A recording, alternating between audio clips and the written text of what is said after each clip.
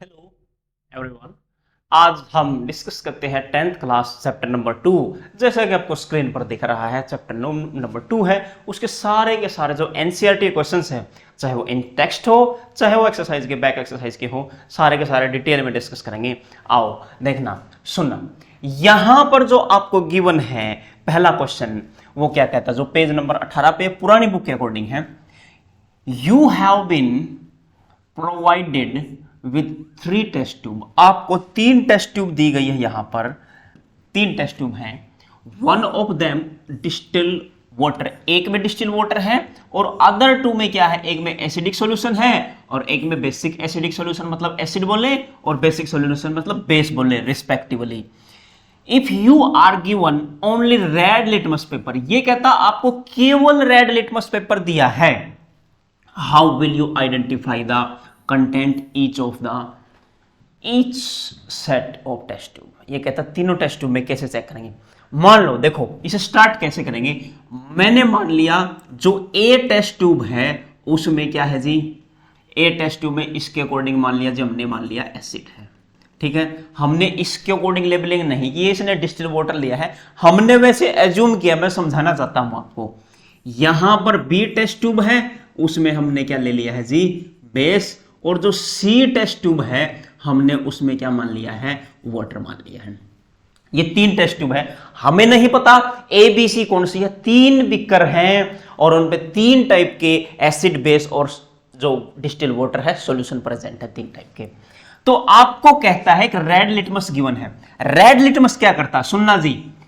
Red litmus paper, red litmus अगर blue हो जाए, क्या हो जाए, ब्लू, लास्ट में कलर कैसा होगा, ब्लू, तो आप क्या बोलेंगे, वो सॉल्यूशन कैसा होगा, बेस होगा, बेसिक नेचर का होगा। इनमें हम वो लिटमस पेपर हर बार लेके आएंगे। हर बार लिटमस पेपर एक बार इसमें डालेंगे, एक बार इसमें डालेंगे, एक बार इसमें डालेंगे। हमने वो डाल लिया। जिसमें रेड लिटमस पेपर से ब्लू हो गया, क्या हो गया, रेड से ब्लू, और रेड से ब्लू तो बेस में होगा। जिसमें ब्लू हो गया वो तो क्या मान लिया जाएगा, वो तो है जी बेस। यानी कि इन बिकरों में से, इन 3 में से कोई भी एक बिकर ऐसा होगा जिसमें बेस प्रेजेंट है। मान लो यहां पर हमने माना था बी, और बी में क्या मिला, बेस प्रेजेंट है। हमने ये देख लिया बेस है। अब इसको एलिमिनेट कर देंगे, इसको यहां से रिमूव कर देंगे, तो अपने पास एक कंटेनर ए बचा, एक कंटेनर क्या बचा जी, सी बचा। अब एक में बेस है, ये टेस्ट ट्यूब हमने यहां ले ली, हमें पता है इसमें बेस है, ये कंफर्म हो चुका है क्योंकि रेड लिटमस पेपर का ब्लू बन चुका है। और एक ये टेस्ट ट्यूब है और एक ये टेस्ट ट्यूब है। हमें नहीं पता, मान लो कि कौन से में क्या हो, यही तो कह रहा है कि हमें बताना है। बताएंगे कैसे, बहुत आसान तरीका है। देखो जी, इस बेस को मैं इसमें डालूंगा एक बार ए में, और इस बेस को मैं किस में डालूंगा, सी में डालूंगा। जब जिसमें वाटर होगा, क्या होगा जी, वाटर। वाटर में अगर मैं बेस डाल दूंगा, क्या डाल दूंगा, बेस, क्योंकि ये सॉल्यूशन कैसा है, बेसिक नेचर का है। वाटर में बेस डाल दूंगा तो ओवरऑल मेरे पास क्या बन जाएगा, ओवरऑल बेसिक सॉल्यूशन बन जाएगा। बेस कह सकते हैं, डाइल्यूट बेस कह सकते हैं आप, क्या बन जाएगा, डाइल्यूट बेस बन जाएगा।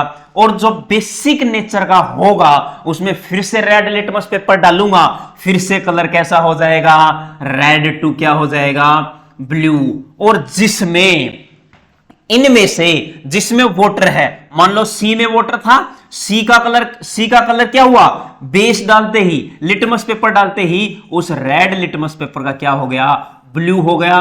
तो सी भी कंफर्म हो चुका है। सी मतलब क्या है, वाटर है। तो ए बचा, 2 हमें पता लग गए, ए में क्या था, बी में क्या था, बेस, और सी में ये डालने के बाद हमें पता लगा सी क्या है, बेसिक नेचर का हो गया है, तो ये क्या रहा होगा, वाटर। और ए जो बच चुका है वो पक्का ही पक्का क्या बचा है, एसिड बचा है। और एसिड में अगर थोड़ा सा बेस डालेंगे फिर भी लिटमस पेपर में किसी तरह का कोई कलर चेंज नहीं आएगा। क्यों, क्योंकि you know very well acid plus base क्या बनता है जी, सोल्ट प्लस वाटर बनता है। क्या बनता है जी, salt plus water. Salt neutral मान लो, और वाटर है वो तो न्यूट्रल होता ही है। अब कई लोग ये बोलेंगे सोल्ट एसिडिक हो सकता है, बेसिक हो सकता है, इसे बताओ। बिल्कुल बता देंगे जी। अगर स्ट्रॉन्ग एसिड है, क्या है जी, एस मतलब strong acid plus weak base हुआ तो जो सोल्ट बनेगा स्ट्रॉन्ग के अकॉर्डिंग बनेगा, तो वो क्या होगा, एसिडिक सोल्ट बनेगा, प्लस वाटर तो बनेगा ही। अगर weak acid plus strong base हुआ तो हमें क्या पता लगेगा, स्ट्रॉन्ग बेस है तो बेसिक सोल्ट बनेगा प्लस क्या बनेगा, वाटर। अगर weak acid plus weak base हो तो सिंपल सोल्ट प्लस वाटर बनेगा। सिंपल सोल्ट से मेरा कहने का मतलब क्या है, जिसकी पीएच वैल्यू 7 यानी कि न्यूट्रल बनेगा।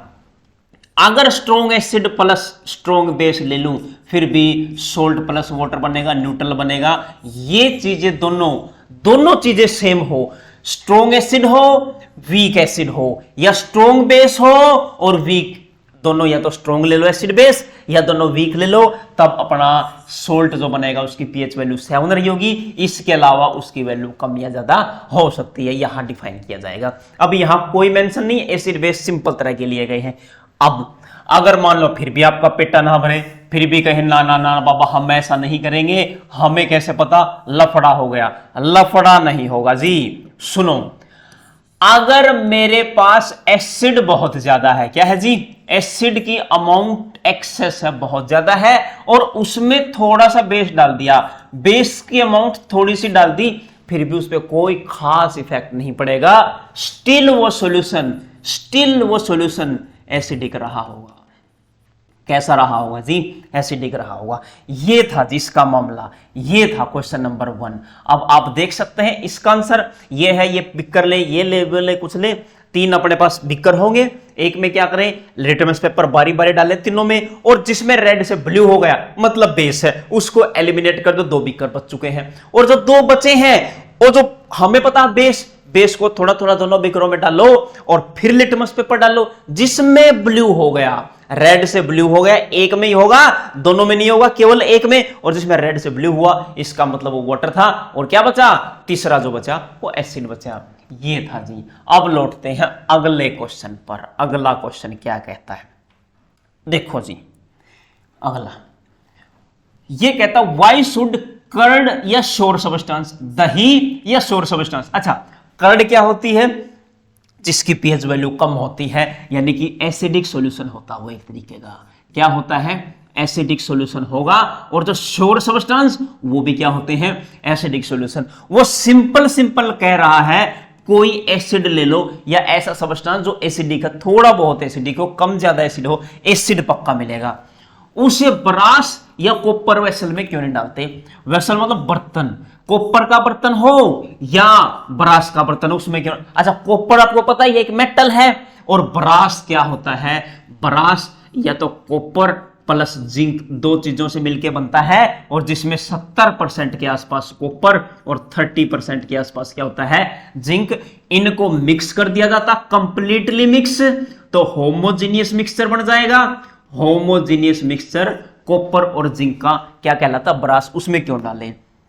अब एक सवाल ये भी उठता अपने आप में कि कॉपर क्यों लिया और वहां ब्रास क्यों लिया। यहां तो कॉपर हमें चाहिए था, क्यों चाहिए था भी बताऊंगा, और ब्रास में मैक्सिमम अमाउंट किसकी होती है, कॉपर की। अब कॉपर क्यों चाहिए था, as you know very well, Katrina मांगे आलू जान फेंकू, ये क्या है जी, ये रिएक्टिविटी सीरीज है, ये ज्यादा रिएक्टिव मेटल है, और जैसे जैसे नीचे आएंगे उसकी रिएक्टिविटी कम होती जाएगी।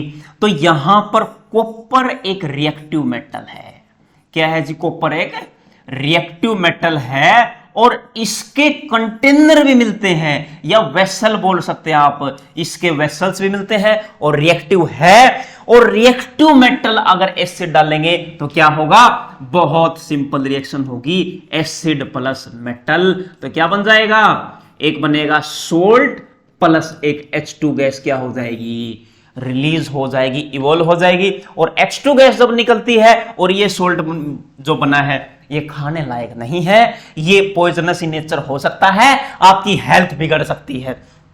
अगर एसिडिक है, हेल्थ आपकी बिल्कुल बिगाड़ देगा, और ये क्या करवा दिया है, रिएक्शन उसकी हो चुकी है। समझ में आई। तो इस तरीके से हम ये श्योर सब्सटेंसेस में बिल्कुल भी नहीं डालेंगे जी। आप देख सकते हैं sour substance would not kept copper vessel में, because sour substance food stuff contain acid होता है और मेटल के साथ रिएक्शन करके पॉइजनस मेटल कंपाउंड बना देते हैं, पॉइजनस सोल्ट बनेगा और उसमें से हाइड्रोजन गैस भी निकलती है और फूड पॉइजनिंग आपको हो जाएगा। फूड पॉइजनिंग आज के जमाने में बहुत चल रही है, तो इससे बचें। यह अच्छी चीज नहीं है, बिल्कुल ही बेकार चीज है ये। खाना पीना ही अगर आप खा नहीं पाएंगे तो आप क्या कमाएंगे, क्या काम करेंगे, क्या आप खेलेंगे, सारा मामला। अच्छा जी, आगे चलते हैं, अगला क्या कहता है, which gas is usually liberated when acid react with metal, illustrate an example. ये तो बड़ा ही है, आसान है। ये कहता है कोई एसिड है वो मेटल के साथ रिएक्ट करेगा तो क्या बनेगा, ये बनेगा जी सोल्ट प्लस क्या बनेगा जी H2 गैस रिलीज हो जाएगी। एग्जांपल हमने ले लिया है, ये रहा है। और ले सकते हैं आप, जैसे HCl प्लस मेटल आपने क्या ले ली, जिंक, क्या बन जाएगा, यहाँ H2SO4 ले लो और अच्छी रिएक्शन होगी फास्ट, यहां बन जाएगा ZnSO4 प्लस ये हाइड्रोजन गैस बाहर निकल जाएगी। ये रहा एग्जांपल। और ले लो HCl प्लस Cu डाल लो, कॉपर मेटल डाल लो, इसमें क्या बन जाएगा CuCl2 प्लस H2 गैस निकल जाएगी, बैलेंस कर लो, 2 लगा लो। वेरी सिंपल, ये तो बिल्कुल NCERT का था, कोई खास समस्या नहीं थी, ये आपको दिख रहा है। ठीक है जी, यहां इस मामले में क्या कह रहा है, ये है जी अपने पास एक कंटेनर। ठीक है जी, देखो जी कलर चेंज कर लेते, व्हाइट पे व्हाइट सही नहीं रहेगा, रेड ले लेते हैं। चलो, ये है जी अपने पास बिकर में कौन सा, सल्फ्यूरिक एसिड ले लिया डाइल्यूट, उसमें जिंक ग्रेनुअल्स आप डाल सकते हैं, जिंक ग्रेनुअल्स, जिंक के छोटे छोटे दाने ये डले हुए इसमें, तो उसमें से हाइड्रोजन गैस निकलेगी और हाइड्रोजन गैस इस नली से होती हुई यहां पे आएगी और यहां पे हमने सोप सॉल्यूशन रखा हुआ है। क्या रखा हुआ है, सोप सॉल्यूशन। सोप सॉल्यूशन क्यों रखा है, ये गैस इस सोप सॉल्यूशन में मिल जाएगी, बबल्स आएंगे, बुलबुले उठेंगे और बुलबुले उठेंगे, ऊपर हम कोई कैंडल ले लेंगे, स्पिरिट लैंप ले लेंगे या फिर लंबी माचिस की तीली ले लेंगे। एक तो छोटी माचिस आती है, एक लंबी माचिस आती है, वो तीली ले सकते हैं, तो I think candle is better. Candle ले लेंगे और यहां पर आवाज आएगी पोप की। कैसी साउंड आएगी जी, पोप की। और पोप की साउंड इंडिकेट करता है क्या, इवोल्यूशन ऑफ हाइड्रोजन गैस, कि हाइड्रोजन गैस बाहर निकली है। वेरी सिंपल था जी, कोई समस्या नहीं इसमें। आप देख सकते हैं अगला कहता है, अगला एग्जांपल देख लो, मेटल कंपाउंड है जी। देखो जी क्या मतलब है, समझना इसको। मेटल का कोई कंपाउंड है, मतलब मेटल के साथ कुछ ना कुछ जुड़ा हुआ है, कंपाउंड बनाएगा। जैसे 2 एटम है, 2 एलिमेंट है, 2 मॉलिक्यूल मिलके कंपाउंड बना सकते हैं। आयनिक नेचर है तो कंपाउंड है, कोवलेंट नेचर है तो मॉलिक्यूल है। तो कंपाउंड बनाएंगे तो मतलब कोई सोल्ट टाइप की चीज उसके साथ जुड़ी होगी। देखना, रिएक्ट विद डाइल्यूट HCl, एक चीज हमें पता लगी, रिएक्ट करेगा डाइल्यूट HCl के साथ, HCl के साथ रिएक्शन करवाएंगे, मेटल का कंपाउंड है। दूसरा, प्रोड्यूस एफरेंस, एफरेंस प्रोड्यूस कर सकता है। अब एफरेंस क्या होता है ये समझो, ये होता है जी बुदबुदाहट, बोलते हैं हिंदी में से, बुदबुदाहट। जैसे हिंदी वाली किताबें देखें, बुदबुदाहट के साथ गैस निकलना, इसका मतलब होता है जी evolution of gas, evolution of gas. एक गैस इवोल्व होगी किसकी फॉर्म में, in the form of bubbles, bubbles बनेंगे, बुलबुले बनेंगे, बुलबुले उठेंगे उस सॉल्यूशन में और गैस निकलेगी। गैस इंडिकेशन का क्या वो रूप है। जैसे कोल्ड ड्रिंक आप खोलते हो, कोका कोला, पेप्सी वगैरह खोलते हो, उसमें बबल्स आते हैं, एफरेंस बोल सकते हो उसे। एफरेंस मतलब उसमें से गैस निकलती, उसमें तो हमें पता है कार्बन डाइऑक्साइड गैस निकलती, कार्बन डाइऑक्साइड होती है। अब the gas evolved extinguishes burning candle, मतलब क्या है इसका, एक बर्निंग कैंडल, एक जलती हुई मोमबत्ती को, मोमबत्ती है वो जल रही है, उसको बुझा देती है, एक्सटिंग्विश कर देती है, बुझा देगी। और गैस बुझाने के लिए कौन सी गैस होती है जो आग बुझाती है? You know very well, CO2। CO2 gas use कर, फायर एक्सटिंग्विशर होता है। फायर एक्सटिंग्विशर मतलब आग को बुझाने वाले।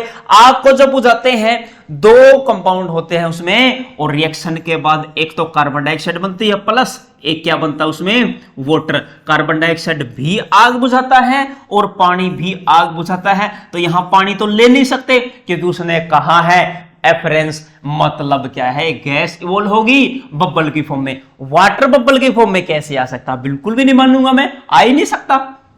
कहते हैं केमिकल रिएक्शन लिखें, equation for the reaction, compound formed is calcium chloride. ये कहता है ये रिएक्शन होने के बाद एक क्या बन जाता है? CaCl2 भी बनता है। इसको मैं नीचे यहां लिख देता हूं, HCl, कलर चेंज, व्हाइट लेते हैं, अच्छा दिखेगा आपको। HCl गैस ली है, इसमें मेटल का कोई साल्ट डालते हैं, उसमें CaCl2 मिलता है, प्लस एक क्या मिलता है? एक CO2 गैस मिलती है।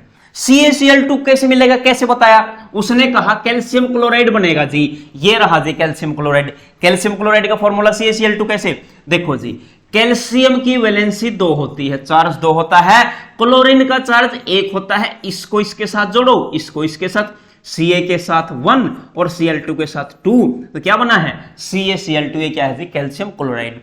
उसने कहा आग बुझा देती है, मोमबत्ती की आग बुझाती है, मोमबत्ती बुझा देती है, तो कौन सी गैस रही होगी? वो कार्बन डाइऑक्साइड रही होगी, इसलिए हमने लिख लिया है। अब दूसरी बात, ये जो CaCl2 होता है ये सॉलिड फॉर्म में होता है। कैसा फॉर्म में होता है? सॉलिड। और गैस डिजोल्व होगी तभी तो बबल्स आएंगे, और गैस डिजोल्व हम किस में करेंगे? H2O में करेंगे। H2O में डिजोल्व हो जाती है, ये फिर सॉलिड नहीं रहेगा, ये क्या हो जाएगा? क्यों लिखेंगे? एक्वस हो जाएगा, आयन में टूट जाएगा। कैसे टूटेगा? इसमें टूट जाएगा। Ca, ये तो क्या हो जाएगा? Ca+2 और Cl पे -2 क्लोरीन हो जाएगी, ऐसे ये टूट जाएगा जी। ठीक है जी, तो हमने क्या लिखा है? एक्वस। साथ में क्या है? वाटर। अब ये बन रहा है, तो ये हम आसानी से बना सकते हैं। देखो, एक तो कैल्शियम रहा होगा, यानी कि जो मेटल उसने बोला, मेटल का कंपाउंड, वो क्या रहा होगा? कैल्शियम। अब दूसरी बात, उसमें से कार्बन डाइऑक्साइड गैस निकली है, वाटर निकला है, ये तो और मामला आसान हो गया। यहां पर मैं क्या लिख दूंगा? Calcium carbonate, CaCO3। आपको पता है CaCO3 को जब मैं हीट करूंगा तो क्या होगा? सबसे पहले देखो कौन सी गैस निकलेगी, यहां से कौन सी गैस निकलती हुई दिखाई दे रही है? Carbon dioxide. ये निकाल दी कार्बन डाइऑक्साइड, प्लस Ca बचेगा, बिल्कुल बचेगा। 2 ऑक्सीजन ली है, 1 ऑक्सीजन यहां से, तो क्या बन जाएगा? CaO। ये रिएक्शन तो आपको पता ही है। ये क्या है जी? कैल्शियम कार्बोनेट की HCl के साथ रिएक्शन करवाते हैं, CaCl2 + CO2 + H2 बनता है। वेरी सिंपल क्वेश्चन था, एक बार समझ में आने के बाद कुछ भी मामला नहीं है। कितने भी सवाल आ जाए ऐसे ऐसे, लफड़ा ही खत्म कर दिया हमने। देख सकते हैं आप, यहां पर देखिए आप, ये रिएक्शन CaCO3 सॉलिड है, एक्वस HCl डाला है, ये बन चुका है मामला जो हमने अभी बताया है। एंड प्रोडक्ट क्या होगा? Calcium chloride CaCl2। इसने बता दिया था एंड प्रोडक्ट ये होगा, कोई खास मामला नहीं। कैल्शियम कार्बोनेट HCl के साथ रिएक्शन करेगा। अब लौट चलते हैं अगले क्वेश्चन पर। अगला क्वेश्चन भी बड़ा सिंपल सा है, सिंपल चीज है सारी की सारी, बस एक बार समझते जाओ। अगर समझोगे नहीं तो मामला मुश्किल है रे, समझोगे तो आसान है। वाई डू, क्यों करते हैं ऐसा? क्या? एक कलर चेंज करो। पहली बात तो क्या आपको ये कलर दिख रहा है? यस, दिख रहा है। देखो जी, यहां पर एक HCl है, एक HNO3 है, ये दोनों एसिड है जी। इसे हाइड्रोक्लोरिक एसिड बोलते हैं। HCl हाइड्रोक्लोरिक एसिड, HNO3 होता है जी नाइट्रिक एसिड। ये 2 एसिड हैं, एसिड ले लिए। Show acidic character in aqueous solution. ये कहता है एक्वस सॉल्यूशन में एसिडिक कैरेक्टर क्यों दिखाते हैं? एक्वस सॉल्यूशन का मतलब क्या है? इनको वाटर में डिजोल्व कर दो, पानी में घोल दो, पानी में घोलते ही ये एक्वस सॉल्यूशन बना लेंगे। एक्वस मतलब H+ अलग हो जाएगा और Cl- इसका क्या हो जाएगा? अलग। HNO3 में फिर से इसका H+ अलग, NO3- क्या हो जाएगा? अलग हो जाएगा। ये एक्वस सॉल्यूशन है जी, पानी में ये आयन की फॉर्म में चला जाएगा। HCl नहीं रहेगा, H+Cl- होगा, HNO3 नहीं रहेगा, H+NO3- हो जाएगा। ये आयनिक फॉर्म में चला गया, और आयनिक फॉर्म में जब चला गया, इसको कैसे लिखूंगा मैं? HNO3 एक्वस, और इसको कैसे लिखूंगा, HCl एक्वस की वाटर में डिजोल्व कर रखा है और वाटर में डिजोल्व किया तो आयन की फॉर्म में रहा होगा, simple. While solution of compounds like alcohol, glucose do not show acidic character। Alcohol क्या होता है, जैसे इथेनॉल ले लें हम, CH3CH2OH ऐसे लिख सकते हैं, या फिर इकट्ठा करके एक कार्बन ये एक कार्बन ये, C2 हो गए, हाइड्रोजन है 3 और 2 5 हाइड्रोजन हो गए, यहां पर आपने लगा दिया OH, ये इथेनॉल है, अल्कोहल का एक रूप है। ग्लूकोज का फार्मूला C6H12O6, ये ले लिया। Do not show acidic character, ये कहता जब इन दोनों को आप पानी में डालते हो, इन दोनों को पानी में डालते हो तो एसिड की तरह बिहेव करते हैं, और जो इन दोनों को पानी में डालते हो एसिड की तरह बिहेव नहीं करते। देखो मतलब क्या है, इसमें H है तो H प्लस देगा, H है तो H प्लस देगा। हाइड्रोजन तो इनमें भी बहुत सारे हैं, लेकिन ये हाइड्रोजन बाहर नहीं आते, क्यों? क्योंकि वाटर में सोल्यूबल इतने अच्छे नहीं हैं, ये आयनिक फॉर्म में नहीं जाएंगे, एक्वस सॉल्यूशन नहीं है, घुल नहीं पाएंगे, और नहीं घुलेंगे तो ये H प्लस आयन नहीं देंगे, और H प्लस आयन नहीं देंगे तो एसिडिक कैरेक्टर शो नहीं होगा। एसिडिक कैरेक्टर का मतलब क्या है, वाटर में जाने के बाद H प्लस डोनेट करना चाहिए था, और ये H प्लस डोनेट नहीं करते।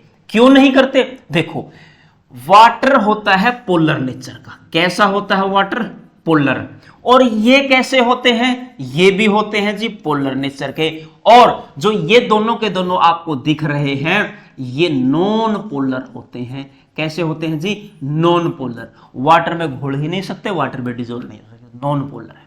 पोलर पोलर में घुलते हैं, नॉन पोलर में घुलते हैं। नहीं तो आप HCl HNO3 एसिड की तरह बिहेव करते हैं। क्यों, रीजन ही बताना है। H प्लस डोनेट करेंगे सॉल्यूशन में जाने के बाद, H प्लस डोनेट करेंगे सॉल्यूशन में जाने के बाद, ये H प्लस नहीं देंगे। वेरी सिंपल आंसर था ये रहा। H plus aqueous responsible for acidic character, HNO3 water में जाने के बाद नहीं देंगे, इसलिए वो क्या है, नहीं कह सकते आप। आगे देखते हैं, वेरी सिंपल क्वेश्चन है, ये भी सिंपल ही मामला है सारा। पेन चेंज करो, व्हाइट वाला लो। ये कहता है why does aqueous solution of acid conduct electricity. ये कहता जो एसिड आपने लिया है वो इलेक्ट्रिसिटी कंडक्ट करता है, कैसे? बहुत आसान सी बात है, बड़ी बकवास बात पूछी इसने।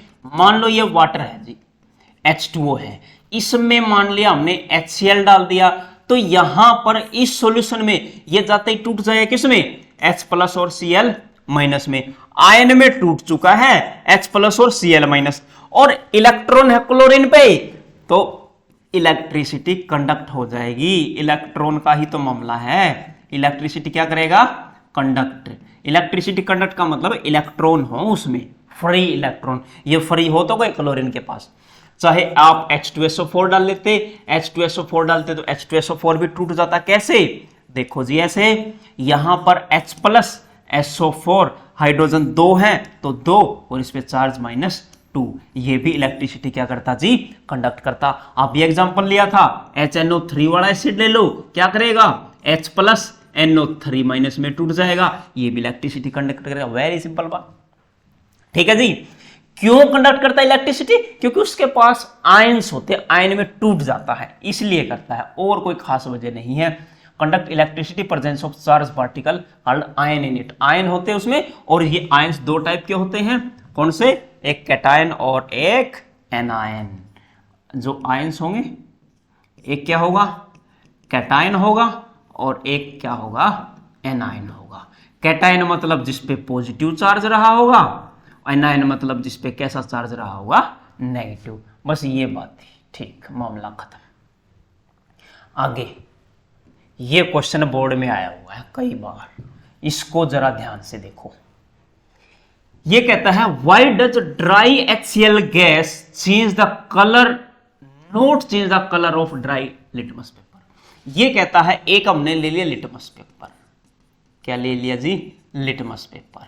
लिटमस पेपर कैसा ले लिया, मान लो ब्लू लिटमस पेपर है, और ये रहा लिटमस पेपर, ठीक है जी, ये लिटमस पेपर है, और हमने ये कंटेनर है, इसमें क्या ले लिया, इसमें ले लिया हमने क्या, HCl गैस। अब एक बात सुनो, HCl किसकी फॉर्म में होता है? HCl कभी लिक्विड की फॉर्म में नहीं होता, HCl गैस की फॉर्म में होता है। लिक्विड तो हम वाटर में डिसोल्व करते हैं उसे, HCl को वाटर में डिसोल्व करेंगे तब लिक्विड बनेगा। रियल HCl तो क्या होता है? गैस की फॉर्म में। अरे पेट में जो गैस है HCl है वो किसकी फॉर्म में? गैस की फॉर्म में, तभी तो कहते हैं गैस बन गई पेट में। बन क्या गई? गैस तो थी, वो डिसोल्व नहीं हो पाई, आपने कुछ खाया पिया नहीं, वो सिर में चढ़ जाती है, फिर सिर दुखने लग जाता है।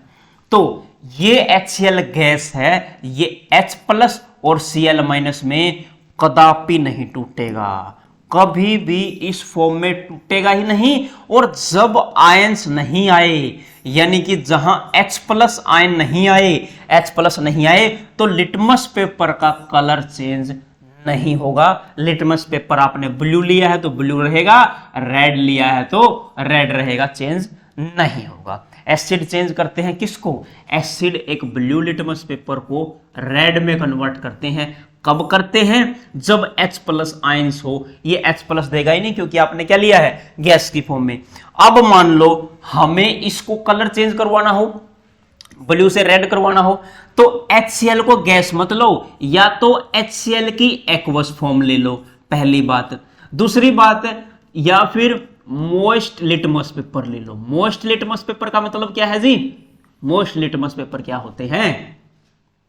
लिटमस पेपर पे थोड़ा सा पानी डाल दो, थोड़ी नमी होनी चाहिए। ये था जी, देख लो, HCl gas do not H+ ion, therefore do not change colour of litmus paper. Litmus paper का कलर चेंज नहीं होगा। देखो जी, वाइल डाइल्यूटिंग एन एसिड, एक एसिड को डाइल्यूट करते हो, it is recommended that acid should be added to water and not an acid. क्या कहा है कवि ने यहां पर?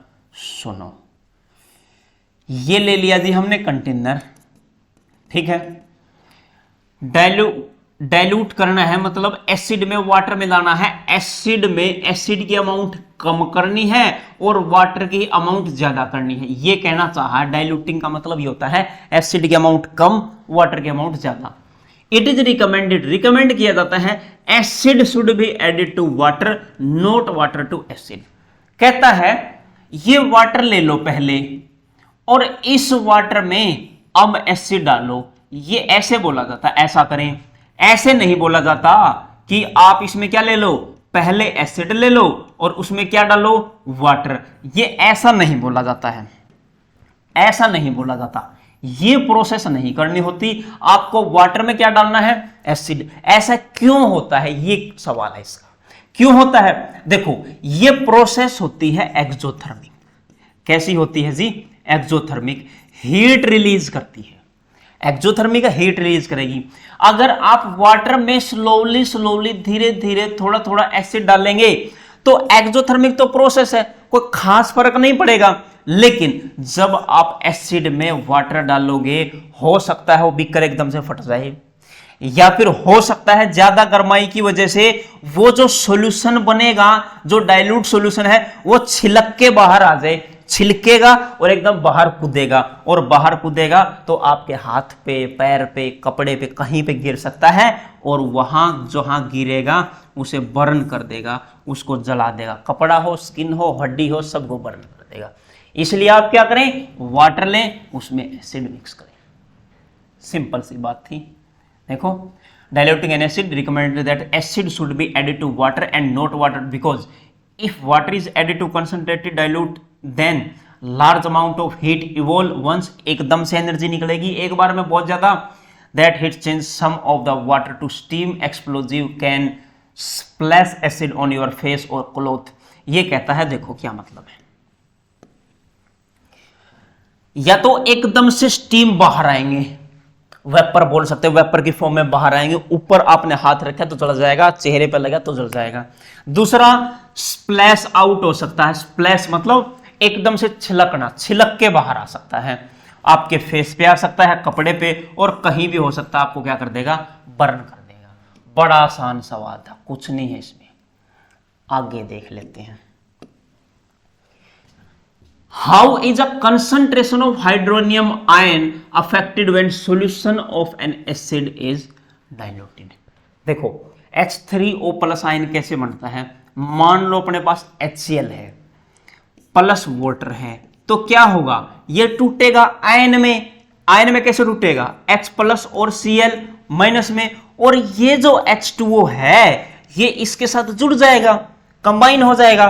कंबाइन होते क्या बना लेगा, H3O प्लस बना लेगा, ये बन जाएगा जी H3O प्लस। यही तो बात है, इसी को हाइड्रोनियम आयन कहते हैं।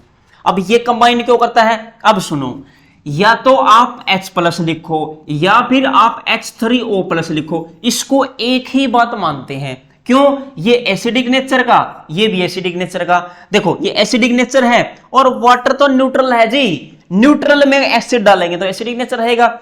ये इसकी स्टेबल फॉर्म बोलते हैं, स्टेबल फॉर्म है जी किसकी, H प्लस की स्टेबल फॉर्म ये है। ठीक है जी। अब डाइल्यूटेड करते टाइम क्या फर्क पड़ेगा, डाइल्यूटेड मतलब देखो अपने पास ये कंटेनर है और इसमें एसिड था, यानी कि H3O plus plus Cl minus, ये मान लो ये आया कहां से, यहां से। देखो इसके कॉम्बिनेशन से क्या बना, H3O प्लस, और बाद में क्या बचा, Cl माइनस। और जितना आप वाटर डालते जाओगे, जितना वाटर डालते जाओगे, ये H प्लस क्या हो जाएगा, कम। H प्लस कम होगा तो वाटर के साथ कम कंबाइन होगा, और कम कंबाइन होगा तो H3O प्लस की कंसंट्रेशन कम हो जाएगी। इसकी कंसंट्रेशन क्या हो जाएगी, कम हो जाएगी। किसकी, H3O plus hydronium ion. Concentration of hydronium ion becomes decreases continuously. जितना आप डाइल्यूट करोगे, जितना वाटर डालोगे, कम होता रहेगा। बहुत सिंपल बात है। अब आपको ऐसे समझ में नहीं आ रहा तो ऐसे देख लो, ये टूटेगा H प्लस और Cl माइनस में, H2O इसके साथ जुड़ेगा, यहां जोड़ रखा तो क्या बन जाएगा, H3O प्लस। यानी कि ये मैंने बताया है ये स्टेबल फॉर्म है किसकी, H प्लस की। और जब वाटर डालोगे एसिड कम होगा तो H प्लस कम होगा, H प्लस कम होगा तो ये भी क्या होगा, कम होगा। इसकी कंसंट्रेशन भी क्या हो जाएगी, कम। Very simple. When a given amount of acid is added to water, there is a fixed number of hydrogen ion per volume of the solution on dilution per। Very simple है, concentration इसने क्या कहा है, decrease हो जाएगी। ठीक है जी, आगे चल लेते हैं। सेम थोड़ा सा चेंज किया है। ये कहता है how is the concentration of hydroxide ion OH minus after excess base is dissolve in water sodium hydroxide. देखो वाटर है, ये है जी वाटर, ठीक है, इसमें आपने मिक्स करवा दिया जी बेस। कौन सा बेस, सोडियम हाइड्रोक्साइड NaOH, और यहां पर जाते ही Na प्लस और OH माइनस में टूटेगा। जितना NaOH डालोगे उतने OH माइनस ज्यादा हो जाएंगे आपके पास। ठीक है, लेकिन इसने क्या कहा, कंसंट्रेशन में क्या फर्क पड़ेगा, कब अफेक्ट कैसे होगी, when excess base is dissolved in solution of sodium hydroxide. Excess base डालोगे तो OH माइनस की कंसंट्रेशन क्या हो जाएगी, ज्यादा। अगर इसमें वाटर डालोगे इसकी कंसंट्रेशन क्या हो जाएगी, कम हो जाएगी। वेरी सिंपल मामला था। तो concentration of hydroxide OH minus क्या हो जाएगी, इंक्रीज हो जाएगी। इंक्रीज क्यों हो जाएगी, क्योंकि हमने बेस ही डाला है, वाटर नहीं डाला। वाटर डालेंगे कम होगी और बेस डालेंगे बढ़ जाएगी। dissolved in a solution of sodium hydroxide, but it happens to limited extent only after which concentration becomes almost constant। कुछ टाइम तक ऐसा होगा, अगर आप पूरी बाल्टी ले लो और उसमें एक बूंद आप NaOH रखो या एक बूंद H2O रखो, तो NaOH तो OH माइनस पहले ही ज्यादा हो चुका है, फिर उसकी कंसंट्रेशन में कोई खास फर्क नहीं पड़ेगा, सारे का सारा टूट जाएगा। अगला क्वेश्चन कहता है जी, क्या कहता है, देखो जी, You have solutions A and B, pH solution of A pH कही है 6 है और B की pH 8 है। देखो एक pH कितनी बताई 6 और एक की pH वैल्यू बताई 8, ठीक है। Which has more hydrogen ion concentration, which is acidic and which is basic। देखो हमें पता है, एक क्या ड्रॉ करेंगे हम, pH स्केल बोलते हैं इसे, क्या बोलते हैं, pH स्केल। यहां 0, यहां 14, यहां क्या है 7, यहां पर एसिड, यहां पर बेस, और ये क्या रहा होगा न्यूट्रल। बिल्कुल सही बात है। अब 6 तो यहां होगी तो ये कैसा होगा एसिडिक, और 8 यहां होगी कैसा होगा बेसिक, यानी 6 वाला कैसा होगा एसिडिक नेचर का होगा, और 8 वाला कैसा होगा बेसिक नेचर का होगा। और एसिड में H+ ज्यादा रहेंगे और बेस में OH- ज्यादा रहेंगे। या फिर you can say that, you can write it like that, concentration of H+ ion is greater than concentration of OH-, and here concentration of OH- is greater than concentration of H+ ion। ये बात आप लिख सकते हैं। सच्चाई तो यही होती है, उसी कंसंट्रेशन ज्यादा होती है। ये नहीं कह सकते कि इसमें OH नहीं होता, होता है लेकिन कम, H+ ज्यादा। इसमें OH में H भी होता है लेकिन ये कम होता है। सिंपल बात थी। तो ये बेसिक और ये एसिडिक। देखना जी pH value less than 7 indicate acidic solution, greater than 7 है तो बेसिक। तो ए में हाइड्रोजन आयन कंसंट्रेशन ज्यादा और बी में बेसिक है तो OH- ज्यादा होंगे। अब अगले पे लौट चलते हैं।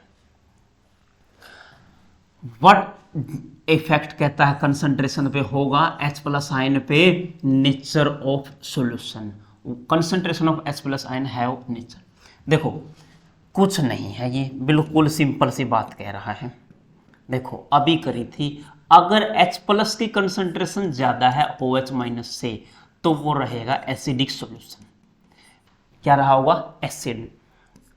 अगर OH- ज्यादा है तो वो क्या रहेगा, वो रहेगा जी बेस। सिंपल सी बात है और कुछ नहीं है।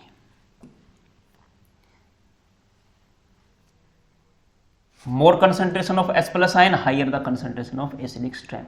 ठीक है, OH- ज्यादा तो बेसिक लेवल ज्यादा। अगले पे,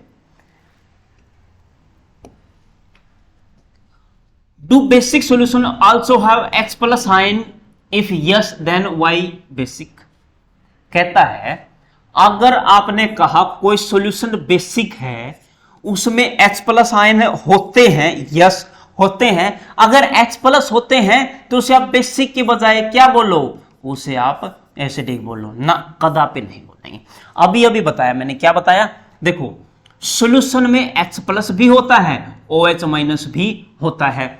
अगर OH- ज्यादा है तो वह क्या है बेस है, बेसिक नेचर या बेस है। क्या इसमें H+ नहीं है, है H+ तो होंगे लेकिन हम चेक करेंगे कंसंट्रेशन, कंसंट्रेशन ज्यादा OH- की तो क्या है बेस। अगर कंसंट्रेशन H+ की ज्यादा होती तो क्या बनता एसिड बनता, एसिडिक सॉल्यूशन बनता। इसमें कहता आपके पास एसिड है, क्या उसमें OH- नहीं है, अगर OH- उसे बेस बोलो तो सिंपल जवाब है H+ OH- तो होंगे। कंसंट्रेशन H+ की ज्यादा है, जिसकी कंसंट्रेशन ज्यादा है वही बनेगा। Basic solution have H+ ion but these are far less than number. ये कहता नंबर में कम होते जो बेसिक नेचर के लिए रिस्पॉन्सिबल है, नंबर जिसका ज्यादा वही मामला बनेगा। अब देखते हैं अगले क्वेश्चन की तरफ। Under what soil condition do you think farmer would treat soil. उसके खेतों में क्विक लाइम है, calcium oxide formula quick lime का, स्लेगेट लाइम है, कैल्शियम हाइड्रोक्साइड है, चोक है, कैल्शियम कार्बोनेट है। ये कहता है किसान है और उसकी जो सोइल है, मिट्टी है, जहां पर उस खेती बाड़ी करनी है, बीज डालेगा वहां पर, उसमें आप क्विक लाइम डाल लें CaO, या फिर select lime CaOH2 calcium hydroxide, या फिर चोक, चोक में क्या होता है CaCO3, ये चोक होता है CaCO3, कैल्शियम कार्बोनेट बोलते हैं CaCO3 को। और जो लाइमस्टोन होते हैं पत्थर संगमरमर वगैरह वो भी इसी का बना होता है, लेकिन थोड़ा चेंज होता है, कंपोजिशन वेरी करते, वो करेंगे डिस्कस कभी। ये तीनों के तीनों कैसे हैं, ये बेसिक है जी, बेसिक नेचर के। कैसे नेचर के हैं, बेसिक नेचर के। अब मुझे कैसे पता बेसिक नेचर के, देखो अब कोई मेटल है, अगर वो ऑक्सीजन के साथ O2 के साथ रिएक्ट करेगी मेटल ऑक्साइड बनाएगी, और मेटल ऑक्साइड कैसे नेचर के होते हैं, बेसिक नेचर के। अगर एसिडिक अगर नॉन मेटालिक ऑक्साइड होता, non metallic oxide NMO, non metallic oxide, उसका नेचर कैसा होता, एसिडिक नेचर का होता। ये बात थी। तो इसमें इसने कहा है, ये कब आप ऐड करोगे, देखो ये बेसिक नेचर है, बेसिक नेचर कब ऐड करेंगे, जब उसकी सोइल एसिडिक हो चुकी होगी। एसिडिक सोइल है तब हम उसमें क्या ऐड कर देंगे, उसमें ये बेसिक इनमें से कुछ भी ऐड कर देंगे, वो न्यूट्रलाइज हो जाएगी और खेती बाड़ी कर सकेगा। ठीक है, अगर वो पहले से ही बेसिक है या न्यूट्रलाइज है, फिर हमें ये ऐड करने की जरूरत नहीं है। और ये पीएच की बात है, पीएच 7 न्यूट्रल, 7 से कम एसिडिक, 7 से ज्यादा बेसिक, और ये टेम्परेचर डिपेंडेंट भी होती है। अगर टेम्परेचर बढ़ाओगे पीएच की वैल्यू कम होगी, क्या होगी, टेम्परेचर बढ़ाओ पीएच की वैल्यू कम, ये मामला था। ये उत्तर है। अगर एसिडिक है पीएच लो होगी, ट्रीट करेंगे इनके साथ, क्योंकि ये क्या होते हैं, बेस होते हैं। सिंपल। अगला देखो जी क्या कहते हैं, you have two solutions A and B, pH solution of A is 6, pH solution of B is 8, solution has more hydrogen concentration, which is acidic। अरे ये तो अभी करा था, बड़ा सिंपल है।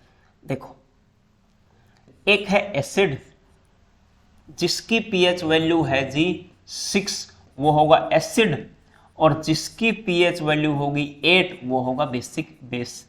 यहां पर H+ कंसंट्रेशन ज्यादा, यहां पर OH- कंसंट्रेशन ज्यादा। सिंपल है, जिसकी pH 6 वो एसिडिक, जिसकी pH 8 वो बेसिक। ये रहा आपके पास। अब देखो,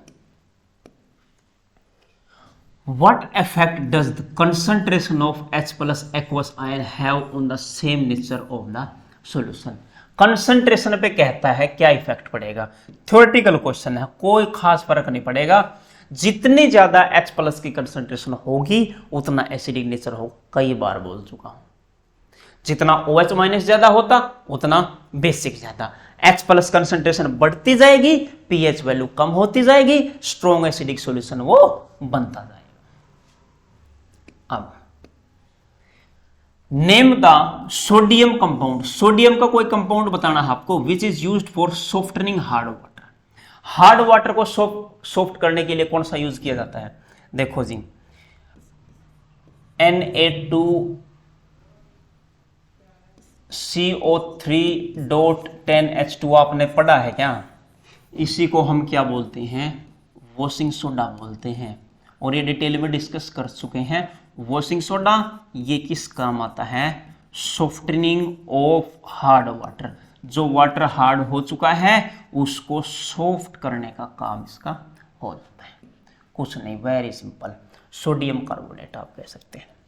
सोडियम कार्बोनेट अभी बताया, देखो यही है Na2CO3, ये सोडियम कार्बोनेट है, इसमें कुछ अमाउंट H2O भी आप ऐड करते हैं, तो हमने क्या मान लिया है, इसे वॉशिंग सोडा मान लिया है। What happen when A solution of hydrogen carbonate heated give equation. अच्छा देखो, इसको हीट कर दूंगा मैं, Na2CO3 हीट करने पर क्या बनेगा, what will happen, heated give equation for the reaction involve. पहली बात तो मैं बता दूं, इसमें से एक तो CO2 गैस निकलेगी, कौन सी गैस निकलेगी, CO2 गैस पक्का निकलती है। दूसरी बात, इसमें NaHCO3 भी बन सकता है और इसमें NaO भी बन सकता है, वो डिपेंड करेगा इसके साथ हम क्या ले सकते हैं। ये मैंने बताया बेसिक क्राइटेरिया। बेसिक क्राइटेरिया क्या है, जब आप इसे हीट करोगे जो गैस निकलती है गैस निकाल दो। जैसे CaCO3 कैल्शियम वाला ले लिया, इसको हीट करोगे तब भी क्या निकल जाएगी, CO2 गैस निकल जाएगी यहां से, CO3 से, कार्बोनेट से हमेशा CO2 गैस निकलती है। उसके अलावा जो बचा जैसे CaO, ये ऐड कर देते हैं। ये बताओ या मत बताओ, उसने गैस के बारे में पूछा है तो गैस ही हम बताएंगे। क्या होगा, हीट करने पे एक गैस निकल जाएगी और पूरी रिएक्शन क्या है, हीट करेंगे CO2 गैस निकल जाएगी, H2O Na2CO3 भी साथ में बन जाएगा। अच्छा, सोडियम हाइड्रोजन कार्बोनेट था क्या, सोडियम हाइड्रोजन कार्बोनेट का फॉर्मूला तो देखो भाई, सोडियम हाइड्रोजन NaHCO3 CO3 कैसे बनता है देखो बताता हूं। CO3 2- को आप बोलते हो कार्बोनेट। क्या बोलते हो जी? कार्बोनेट बोलते हो। अगर आपने कहा Na2CO3, इसका नाम ये सोडियम रखोगे, क्या हो जाएगा? ये हो जाएगा सोडियम, ये लिखोगे कार्बोनेट। अब अगर NaHCO3 आया है, ये तो कार्बोनेट है, उन एलिमेंट को एज इट इज, यहां पे क्या है? सोडियम, ये लिखा सोडियम, ये रहा जी।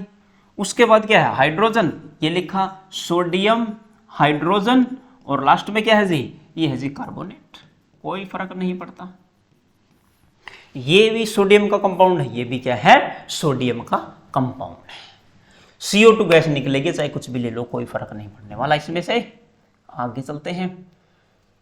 प्लास्टर ऑफ पेरिस और वाटर की रिएक्शन करवानी है, वेरी सिंपल। देखो प्लास्टर ऑफ पेरिस का फॉर्मूला आपको पता हो, क्या होता है? CaSO4 डॉट हाफ H2, ये होता है जी POP, इसे प्लास्टर ऑफ पेरिस बोलते हैं। प्लस इसमें डाल दूं मैं, इधर डाल देता हूं, इधर देखो जी, CaSO4 डॉट हाफ H2O, इसे बोला जाता है POP plaster of Paris. Plus इसमें क्या डाल दूं?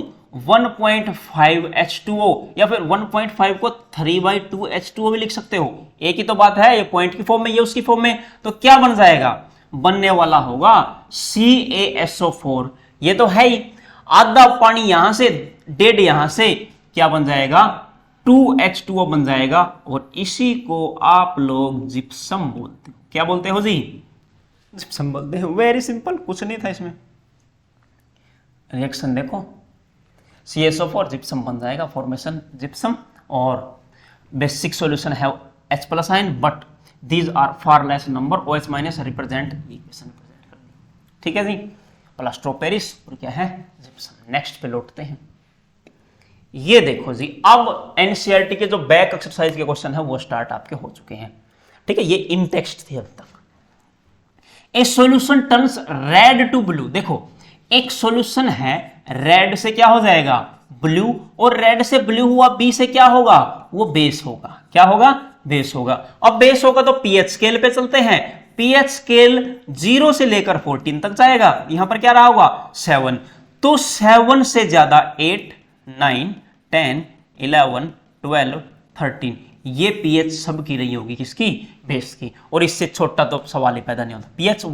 पीएच 1 यहां होगी, कैसा होगा? ये एसिडिक होगा, एसिड होगा, और ये क्या होगा? बेस। एसिड तो हमें चाहिए नहीं, बेस होता, काट दो। 4 यहां होगी, ये भी क्या होगा? एसिड, इसको भी काट दो। ये क्या होगा? 5 भी क्या होगा? एसिड, इसको भी काट दो। 10 ये रहा जी, क्या होगा? बेस। ब्लू है, बेस हो जाएगा। Correct answer is option D. 10 उत्तर है। देखो जी, आगे चलते हैं। A solution reacts, solution react करता crushed egg shell. Crushed egg shell calcium carbonate की बनी होती है, ये किसकी? CaCO3। ये एग जो है, अंडा तोड़ते हैं या फिर क्रस्ट एग बोलो, उसमें से क्या निकलता है? CaCO3। अंडे का बाहर लेयर किससे बनी होती है? कैल्शियम कार्बोनेट, CaCO3 होती है। Give a gas that turns lime water milky that solution. Lime water को मिल्की कर देती है, और लाइम वाटर को मिल्की जो करेगी वो कौन सी गैस करती है? ये तो फर्क, ये तो जरूरत ही नहीं थी इसकी, तो HCl गैस डालोगे, लाइम वाटर को क्या कर देगी? मिल्क कलर का कर देगी, मिल्क, दूधिया रंग हो जाएगा इसका, दूधिया, HCl। अब इसमें क्या कहता है? मरो, इधर डरना नहीं है, बिल्कुल आसान है, जितना दिख रहा उससे ज्यादा आसान है। 10 ml सॉल्यूशन है NaOH का, लिख लेता हूं, NaOH है कितना ml? 10। कंप्लीटली न्यूट्रलाइज करता है 8 ml किसको? HCl को। यहां लिख सकता हूं HCl कितना चाहिए उस टाइम पे? 8। इफ वी टेक, अगर मैं 20 ml लूं, क्या? NaOH, NaOH देखो 10 से कितना कर दिया? 20 कर दिया। अब the amount of HCl solution, same solution है, न्यूट्रलाइज करने के लिए कितना रहा होगा? देखो बड़ा आसान सवाल है ये, तो चावल बेचने वाला सवाल है, जो चावल बेचने वाले सवाल आते थे बिल्कुल। देखो ऐसे देख सकते हैं, देखो हमें चाहिए ये 10 ग्राम से 10 ml है, उसमें 10 ml से कितना चेंज होता है 8, 20 ml से कितना चेंज होगा, पहले 1 से निकालेंगे, 1 से कितना चेंज होगा 8/10, और अब 20 का दे रखा है तो क्या करोगे 20 का कितना होगा 8/10 गुणा में क्या होगा 20, तो कितना आ जाएगा 2, तो कितना आ जाएगा उत्तर हो जाएगा 16। तो यहां आप लिख सकते हैं द आंसर इज 16। ये एक तरीका अपने पास उत्तर निकालने का, कितना 16। अब आपको ऑप्शन टाइप डायरेक्ट निकालना है तो वी हैव अनदर तरीका। क्या, देखो 10 से कितना होगा 20, मतलब कितने टाइम्स 2 टाइम्स, अरे 2 गुना हो गया, तो 8 का भी 2 गुना कर दो, 2 टाइम्स 8 का 2 टाइम्स कितना होगा 16। Correct answer is 16। आप देख सकते हैं, चाहे आप ऐसे जाएं चाहे आप ऐसे जाएं, कोई फर्क नहीं पड़ता, सिंपल चीज है। करेक्ट आंसर क्या है 16। अब देखो अगला, ये कहता है which of the following types of medicine used for treating indigestion. Indigestion के लिए आप कौन सी मेडिसिन लेंगे। सबसे पहले तो इनडाइजेशन होता क्या है, ये देखो, एक डाइजेशन होता है, बायो में पढ़ते हो, फूड डाइजेस्ट हो चुका है, और इनडाइजेशन डाइजेशन ना हो। क्यों इनडाइजेशन होता है, देखो अपना स्टमक है जी, क्या है स्टमक, और उसमें HCl प्रेजेंट होता है, हाइड्रोक्लोरिक एसिड। अगर वो ज्यादा रिलीज हो जाए या आप खाना कम खाओ तो वो क्या करेगा, जो म्यूकस की लेयर होती है ना, किसकी लेयर होती है म्यूकस की लेयर, उस लेयर को अफेक्ट करने लग जाता है, उसको जलाने लग जाता है, बर्निंग सेंसेशन आती है, HCl उसको जला देगा। ठीक है, तो उससे क्या हो जाएगा इनडाइजेशन की प्रोसेस हो जाएगी, इनडाइजेशन हो जाएगा, आपकी दिक्कत हो जाएगी। अब इनडाइजेशन के लिए हमें क्या लेना पड़ेगा, क्या लेना पड़ेगा इनमें से, देखो एंटीबायोटिक। अगर कोई लिविंग ऑर्गेनिज्म होता तो एंटीबायोटिक लेता। एनाल्जेसिक, एनाल्जेसिक का मतलब होता दर्दनाक दवाएं, जो दर्द को ठीक करती, मतलब ऐसा है दर्दनाक नहीं, दर्द हो चुका है, आपके सिर दुख रहा है, पैर दुख रहा है, पेट कुछ भी, या किसी के चोट लग गई, कंधा वंदा कुछ भी दुख रहा है, तो दर्द को दूर करने के लिए एनाल्जेसिक दी जाती है। आंट एसिड, आंट एसिड मतलब देखो ध्यान से देखो, आंट एसिड मैंने अलग अलग लिखा है, एसिड ज्यादा हो गया उसको दूर करने के लिए कौन सा लिया जाता है आंट एसिडिक, एसिड ही तो ज्यादा हुआ था HCl। एंटीसेप्टिक, ये क्रीम लगाने की ये कोई जरूरत नहीं, इसके अंदर कहां लगाओगे पेट में, समझ में आई। तो यहां पर देखो ये होगा नहीं एंटीबायोटिक, एनाल्जेसिक होगा नहीं, होगा क्या आंट एसिड, सिंपल सा जवाब है आंट एसिड, आंट एसिड। अगला क्वेश्चन, ये क्वेश्चन आ चुका है, क्या कहता है क्वेश्चन देखो, word equation then balance equation for the reaction taking place when dilute sulphuric acid है जिंक के साथ रिएक्ट करेगा। देखो जी यहां पर लिख देता हूं H2SO4 प्लस लिख दूंगा यहां पर जिंक, क्या बन जाएगा, इसको रिप्लेस कर देगा तो बन जाएगा ZnSO4 प्लस, आपको पता है H2 गैस निकल जाएगी, एसिड के साथ रिएक्शन करते हैं तो H2, ये गैस की फॉर्म में, ये एक्वस की फॉर्म में, ये भी क्या है एक्वस की फॉर्म में, और जिंक किसकी फॉर्म में सॉलिड की फॉर्म में। वेरी सिंपल, ये ए था इसका पार्ट। अब B, hydrochloric acid react magnesium ribbon, ये भी बड़ा आसान है। देखो मैग्नीशियम रिबन मतलब Mg ले लो, ले लिया, वो सॉलिड फॉर्म में होगा, प्लस HCl, वैसे तो गैस होता है लेकिन आपको डिजोल्व करवाना है तो इसमें वाटर मिक्स करके डाइल्यूट लेना पड़ेगा, लिख रखा है डाइल्यूट, तो ये एक्वस फॉर्म में चला जाएगा, तो क्या बन जाएगा रिप्लेस करेगा हाइड्रोजन को, तो यहां से बन जाएगा क्या MgCl2 प्लस क्या बन जाएगा H2 गैस, यहां बैलेंस कर दोगे 2 और ये पूरा मामला बैलेंस हो गया। अब आपके दिमाग में ये भी सवाल आ रहा होगा, ये MgCl2 एकदम कैसे लिख दिया, लिख दिया भैया, Mg के साथ कौन रिएक्शन करेगा क्लोरीन, Mg यहां लिखेंगे, क्लोरीन यहां लिखेंगे, इसकी वैलेंसी यहां लिखेंगे, इसकी यहां लिखेंगे, Mg के पीछे 1 और Cl के पीछे 2, क्या बन जाएगा Mg के पीछे 1 तो लिखना ही होता और Cl के पीछे कितना 2, MgCl2 मैग्नीशियम क्लोराइड, और हाइड्रोजन गैस तो इसमें से निकलती है। आपको पता है जनरल फॉर्मूला क्या कहता है, एसिड रिएक्ट करेगा किसी मेटल के साथ, किसी भी मेटल के साथ, तो क्या होगा, एक तो उसमें बनता है जी सोल्ट और एक हाइड्रोजन गैस बाहर निकलती है, तो इनमें हाइड्रोजन गैस तो आपको निकलवानी पड़ेगी। Very simple. C, dilute sulphuric acid react with ammonium aluminium powder. ये थोड़ा देखो इसकी रिएक्शन कैसे करोगे आप, सिंपल है बिल्कुल। H2SO4 ले लिया है जी, ये रहा H2SO4 प्लस एल्यूमिनियम, क्या बनेगा, देखो जी हाइड्रोजन गैस बाहर निकलेगी, पक्का निकलेगी, ये लिख लिया हाइड्रोजन प्लस, अब यहां से सल्फेट बचा, यहां से क्या बचा, एल्यूमिनियम, तो यहां क्या बनेगा, Al2SO4 का होल थ्राइस, ये बनेगा। ये कैसे बनेगा, देखो जी यहां लिखा एल्यूमिनियम, उस पे वैलेंसी, उस पे चार्ज 3, सल्फेट पे चार्ज SO4 2- होता है, यहां कितना 2, नहीं तो इधर देख लो, यहां से एक H+ जाएगा तो एक चार्ज आएगा माइनस, 2 हाइड्रोजन है, 2 H+ जाएंगे, तो जो बचा है SO4 उस पे -2 चार्ज आएगा, और उसी को मैंने नीचे लिखा है।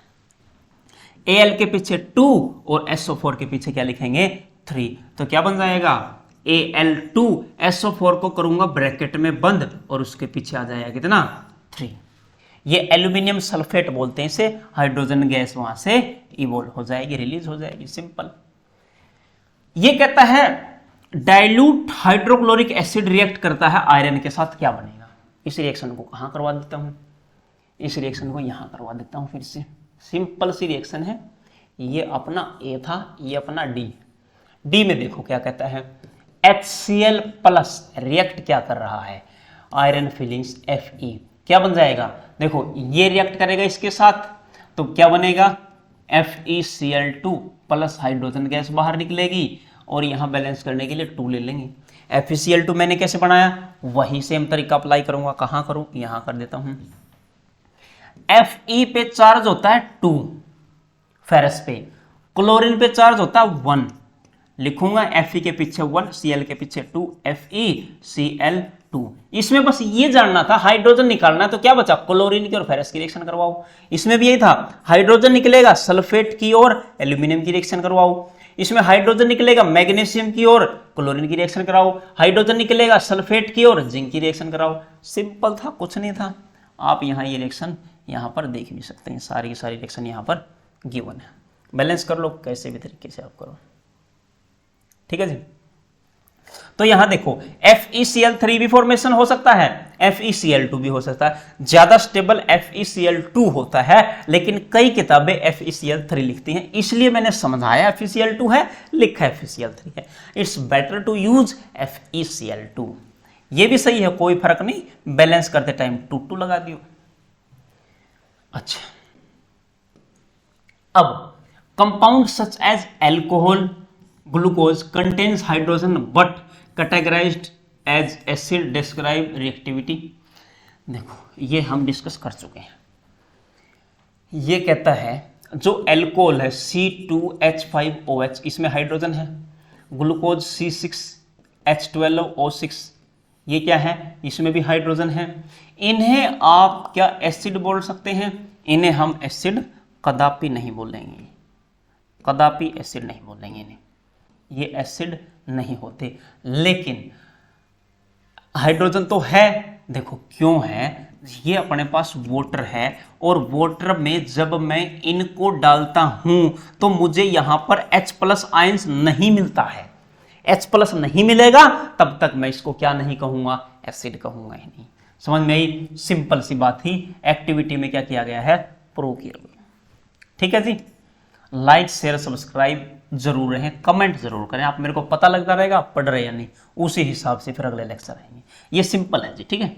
और एक बात मैंने ये भी बताई थी, वाटर क्या होता है, पोलर, और ये क्या होता है, non polar. Polar non polar dissolve नहीं होंगे। ये पोलर नॉन पोलर कैसे पता लगते हैं, ये मैंने वहां चैप्टर में डिटेल में पढ़ा रखे, कोई समस्या नहीं। ये है जी, देख लो, फिक्स करो नेल पेल, इसमें से देख लेते हैं, हमें H+ आयन मिलता ही नहीं, और हम जो सॉल्यूशन में डालेंगे, कौन सा लिटमस पेपर डालें। देखो एसिड क्या करता है, ब्लू को रेड कर देता, अगर ब्लू लिटमस पेपर डालेंगे रेड नहीं होता सॉल्यूशन में, इसका मतलब एसिडिक नहीं है, H+ उसने नहीं दिया। ये देखो why does distil water note conduct electricity while rain water? ये डिस्टिल वाटर होता है जी प्योर वाटर। क्या होता है?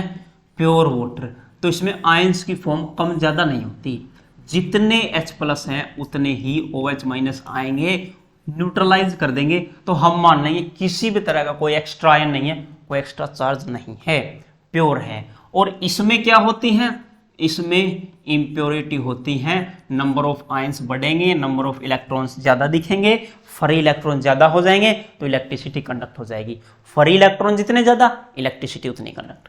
डिस्टिल वाटर प्योर वाटर, वो इम्प्योर वाटर, इसलिए आप कह सकते हैं। सिंपल। देखो distil water do not conduct it does not contain ionic compound like acid base salt, कुछ नहीं होता।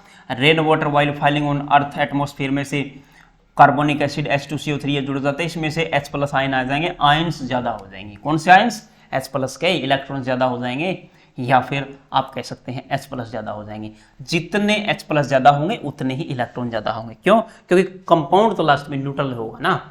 2 इलेक्ट्रॉन H+ छोड़, मतलब मैग्नीशियम है MgCl2 की बात करें, Mg 2 इलेक्ट्रॉन छोड़ेगा तो क्लोरीन तभी 2 इलेक्ट्रॉन लेगा। 2 क्लोरीन है, 2 इलेक्ट्रॉन ले लेंगे, जितने छोड़ेगा उतने ही आ जाएंगे। ये कहता देखो फिर से वही सवाल, वही घुमा फिरा के पूछ रहा है, 1.5 सवाल है इसके पास, कुछ नहीं है एनसीईआरटी में। Why do acids do not show acidic behavior? Acid है, एसिड बिहेवियर नहीं दिखाते। absence of water, क्यों?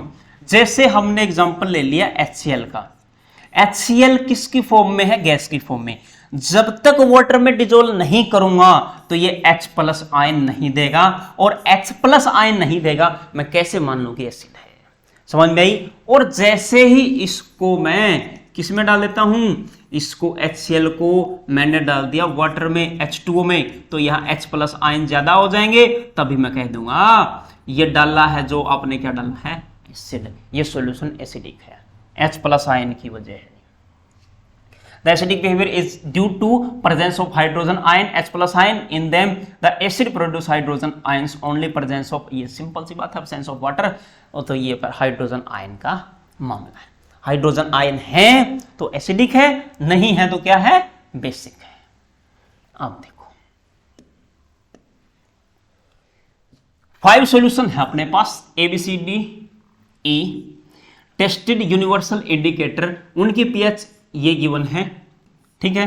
तो कौन सा सॉल्यूशन होगा? न्यूट्रल कौन सा होगा? देखो पीएच वैल्यू मैं बता देता हूं, एसिडिक कौन होंगे?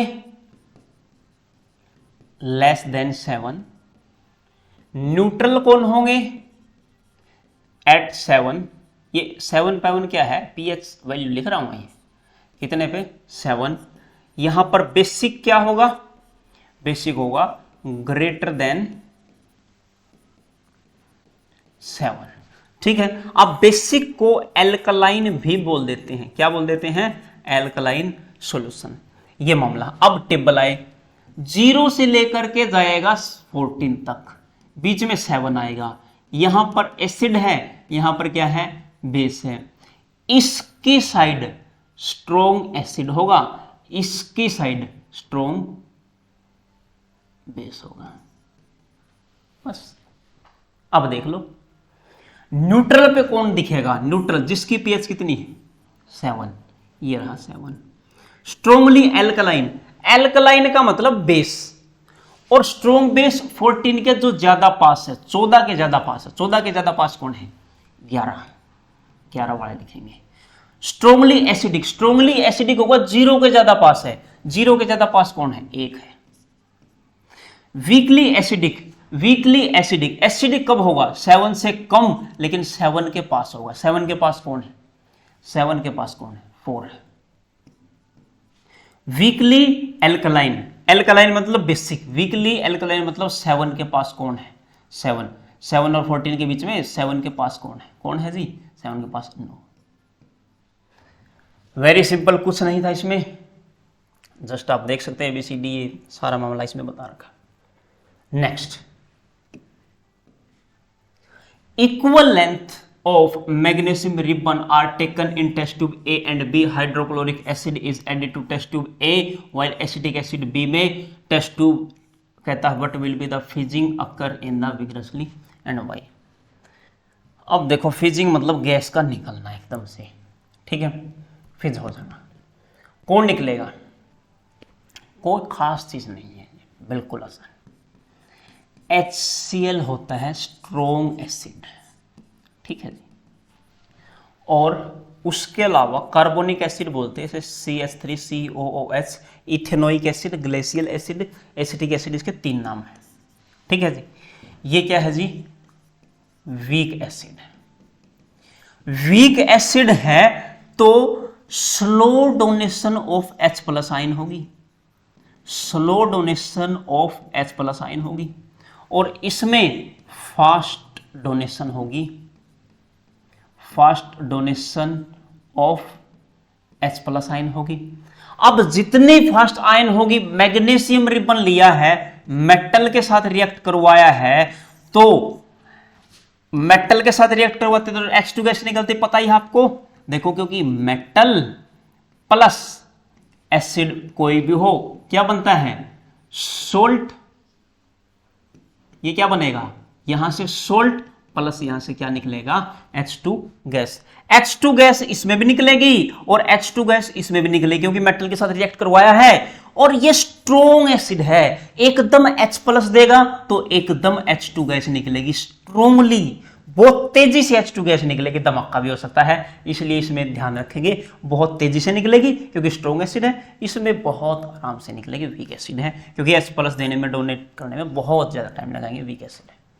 ये था और कुछ नहीं था, देख सकते हैं। फिर किस में अक्कर होगी? हाइड्रोक्लोरिक एसिड में, क्योंकि स्ट्रोंग एसिड है, H+ ज्यादा देगा, और ये क्या है? वीक है, कुछ नहीं। आगे चलते हैं। फ्रेश मिल्क, कहता ताजा दूध है, बिल्कुल प्योर दूध कह सकते हैं आप, उसकी पीएच वैल्यू, अच्छा मिल्क की पीएच वैल्यू आपको पता ही है। मिल्क कौन सा? फ्रेश बोलो या प्योर बोलो, प्योर भी बोल सकते हैं नहीं, क्योंकि को क्या पता क्या मिक्स कर दिया उसमें। उसकी पीएच वैल्यू कितनी होगी? 6। What do you think pH change at turns to curd? देखो कर्ड में चेंज होगी तो क्या होगी? देखो सिंपल बात है, 0 से लेकर 14 तक ग्राफ है, 7 है, यहां पर एसिड है और यहां पर क्या है? बेस। इसकी पीएच वैल्यू ये थी। और जो कर्ड होती है, क्या होती है? कर्ड, वो एसिडिक होती है। क्या होती है? एसिडिक। और एसिडिक होगी, उसकी पीएच वैल्यू क्या करेगी? PH value decrease, pH value decrease को सीधा ऐसे लिख देते हैं, डिक्रीज हो जाएगी, 4 के आसपास पहुंच जाएगी, 4 पॉइंट समथिंग, ठीक। अच्छा 6 थी, 6 से क्या हो जाएगी? कम हो जाएगी। लैक्टिक एसिड है, एसिड थोड़ा सा स्ट्रॉन्ग होता है, 4 के आसपास, 4 पॉइंट समथिंग आप कह सकते हैं। अब देखो एक मिल्कमैन है, दूधिया है, कुछ अमाउंट, बहुत स्मॉल अमाउंट किसकी ऐड कर देता है? बेकिंग सोडा की। किसमें? फ्रेश मिल्क में। Why does the shift pH fresh milk change to slightly alkaline? अब why does milk take longer time to curd? देखो सिंपल बात है, हम मान लेते हैं pH वैल्यू, pH वैल्यू किसकी? यहां पर देख लिया हमने मिल्क, कितनी मान ली? 6। और यहां पर हमने मान लिया क्या? कर्ड, 4.5 या 4 पॉइंट समथिंग, या लेस देन 4 मान। सिंपल, बताओ ये कितनी है? Less than 4। और जब उसमें बेकिंग सोडा ऐड कर देता हूं, अच्छा बेकिंग सोडा क्या होता है? Baking soda, baking soda NaHCO3, ये होता है जी बेकिंग सोडा। अगर इसमें बेकिंग सोडा ऐड करूंगा, या फिर जो मिल्क मैन है वो बेकिंग सोडा ऐड करेगा, उसकी पीएच वैल्यू इंक्रीज हो जाएगी। पीएच वैल्यू क्या हो जाएगी? इंक्रीज। इंक्रीज क्या लिख देता हूं? 8.3 या फिर 8 तक हो जाएगी, 8 से 8.3 तक वेरी करती रहेगी, मतलब 8 हो जाएगी। अब इसको मान लो लेस देन 4 लिख दिया, क्या लेस देन 6 आएगा, 4.3 मान लो इसकी, चलो डायरेक्ट। अब एक तो 6 से मैं 4.3 जाऊं, चेंज कम आएगा। एक वो क्या करता है? बेकिंग सोडा ऐड कर देता, पीएच मान लो 8, 8 से कितना जाए? 4.3 जाए, तो टाइम ज्यादा किस में लगेगा? टाइम ज्यादा किस में लगेगा? टाइम ज्यादा लगेगा सेकंड वाले में। 8 से 4.3 जाने में ज्यादा टाइम, इसमें टाइम क्या लगेगा? कम। इसलिए क्या करता है, उसकी पीएच वैल्यू चेंज हो जाएगी स्लाइटली, क्या हो जाएगी, एल्कलाइन हो जाएगी, 8 के आसपास चली जाएगी। ठीक है, और वो ऐसा क्यों करता है, क्या पीएच में चेंज आएगा, क्योंकि वो दूध जल्दी खराब नहीं होगा, वो फ्रेश है, फ्रेश ही रहेगा, दही नहीं बन पाएगी उसकी जल्दी से, खट्टा नहीं हो पाएगा वो दूध, इसलिए ऐसा करता है वो। देखो पीएच वैल्यू बिलो 6 कर्ड, और due to formation of lactic acid, lactic acid में क्या होता है, पीएच वैल्यू कम हो जाती है। ठीक है जी। Plaster of Paris should be stored in moisture, ये भी कर चुके हम। देखो प्लास्टर ऑफ पेरिस होता है जी POP, फॉर्मूला होता है क्या जी, CaSO4 डॉट हाफ H2O। अगर इसे कुछ अमाउंट ऑफ वाटर मिलता है तो वाटर मिलते ही क्या बना लेगा, वाटर मिलते ही बना लेगा CaSO4 डॉट 2H2O। इसको क्या बोलते हो, जिप्सम, यानी कि वो क्या बन जाएगा, प्लास्टर ऑफ पेरिस रहेगा ही नहीं, वो क्या बन जाएगा, जिप्सम बन जाएगा। यहां पर ये लिखा हुआ है, इसलिए जिप्सम बनने से रोकने के लिए हम उसको मॉइस्ट प्रूफ कंटेनर में रखते हैं। मॉइस्ट प्रूफ मतलब वहां पर मॉइस्चर, नमी वगैरह नहीं आएगी, पानी नहीं आएगा, ये पीछे बढ़ा गया, पानी नहीं आएगा। देखो प्लास्टर ऑफ पेरिस स्टोर करेंगे, क्यों, प्रेजेंस ऑफ मॉइस्चर, POP के बाद क्या हो जाएगा, हाइड्रेशन हो जाएगा, और हाइड्रेशन होते ही यूजलेस हो जाएगा कुछ टाइम के बाद, और यूजलेस का मतलब आप कह सकते हैं उसमें क्या बन जाता है, जिप्सम बन जाता है, हार्ड हो जाता है एकदम से। ठीक है। What is the neutralisation reaction, give example. Neutralisation reaction देखो पहले, न्यूट्रलाइजेशन रिएक्शन किसी भी एसिड प्लस बेस की रिएक्शन होती है, उसमें क्या बनता है, सोल्ट प्लस क्या बनता है, वाटर बनता है। ठीक है जी। जैसे HCl प्लस NaOH क्या बन जाएगा, NaCl प्लस H2O। अब यहां पर H2SO4 प्लस NaOH ले लेते हैं, तो यहां पर क्या बन जाएगा, यहां पर बनने वाला प्रोडक्ट क्या होगा, देखो Na जुड़ जाएगा SO4 के साथ, क्या बन जाएगा, Na2SO4 प्लस क्या बन जाएगा, H2O। बैलेंस इसे कर लेना। ये न्यूट्रलाइजेशन के एग्जांपल, बट मैं आपको बढ़िया एग्जांपल और दिखाता हूं इसके। देखो ये बढ़िया एग्जांपल और है, NaOH, HCl, NaCl, H2O, CH3COH, ये अभी लिया था एसिडिक एसिड, NaOH डाल दिया, ये बन जाएगा सोडियम एसीटेट, और साथ में क्या बन जाएगा, वाटर। वॉशिंग सोडा और baking soda, washing soda wash करने में बेकिंग सोडा यूज किया जाता है। आप यहां से देख सकते हैं यूजेज इनके, कोई खास दिक्कत नहीं है। यूजेज आप समझेंगे चैप्टर में से, समझेंगे जो चैप्टर में बताए गए थे। ठीक है जी। यहां देखो, washing soda used in glass, soap या पेपर इंडस्ट्री। ग्लास बनाने में, सोप बनाने में, पेपर बनाने में, वो जो इंडस्ट्री होती है वहां यूज किए जाते हैं। It is use removing permanent hardness of the water. Baking soda अभी बताया था थोड़ी देर पहले, परमानेंट हार्डनेस को रिमूव करने के लिए ये करें आप। Baking soda used untested. Baking soda देखो हमने यूज किया था बेकिंग सोडा अनटेस्टेड, एसिड की लेवल ज्यादा बढ़ जाता है, मेडिसिन टू रिमूव स्टमक। ठीक है, एसिडिटी जो स्टमक की है वो रिमूव करने के लिए, एसिडिटी को कम करने के लिए, एसिड ज्यादा हो जाता है, म्यूकस लेवल में दिक्कत आ जाती है, थोड़ी थोड़ी सेंसेशन ऑफ बर्निंग, थोड़ी थोड़ी जलन महसूस होने लगती है, इसलिए हम ये यूज कर लेते हैं baking soda. Baking soda use for making baking powder. Baking powder use बनाने में, बेकिंग पाउडर याद ना रहे तो केक बनाने में, ब्रेड वगैरह बनाने में यूज किया जा सकता है। आप ये चीजें आराम से देख सकते हैं। वेरी सिंपल था। This is the end of the chapter. Have a good day. आपका स्वागत है। हर बार आप इस वीडियो को लाइक करेंगे, शेयर करेंगे और जितना हो सके कमेंट करेंगे। अब हर बार हम क्या करेंगे, सारे चैप्टर आएंगे, थ्योरेटिकल पोर्शन आएगा, एनसीईआरटी के आएंगे, प्रीवियस ईयर आएंगे, सारा मामला आएगा। अभी 10th की चल रही है, फिर उसके बाद और चलेगी, और सब्जेक्ट चलेंगे, सारे सब्जेक्ट चलेंगे। लेकिन जरूरी क्या है, लाइक शेयर कमेंट। अगर ये नहीं करेंगे तो मामला यहीं रुक जाएगा। अब मिलते हैं नेक्स्ट वीडियो में, तब तक के लिए धन्यवाद।